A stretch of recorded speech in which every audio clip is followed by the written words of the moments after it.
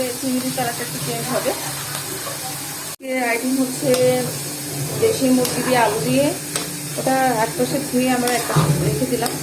আর এখন বসিয়ে দিলাম আমি লাউ চিংড়ি। শীতকালে লাউ চিংড়ি খুবই ভালো লাগে, কিন্তু কিছু করার নাই, লাউ জিনিসটা শরীরের জন্য খুবই ভালো, এই জন্যই এক পাশে লাউ বসিয়ে দিলাম।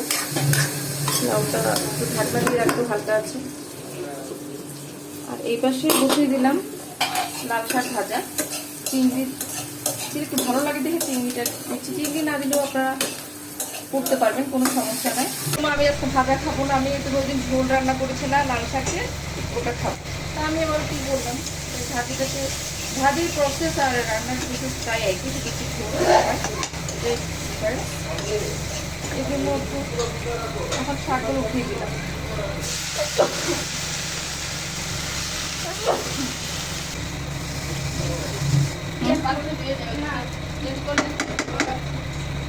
এভাবেই রান্নাটা হয়ে যাবে কিছুক্ষণের মধ্যে। আমি ঢাকনা দিতে একটু শাকটা একটু কমে নরম হয়ে এই জন্য একটু ঢাকনা দিতে।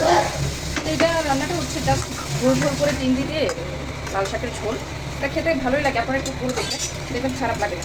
সবসময় তো শাক ভাজি খেতে ইচ্ছে করে না, তখন আমরা একটু ঝোল করে মাংস রেখেছি। মাংস বসার কিছুক্ষণ পর মাংস বসার কিছুক্ষণ মাংস ধুয়ে রেডি করে দিতে হবে।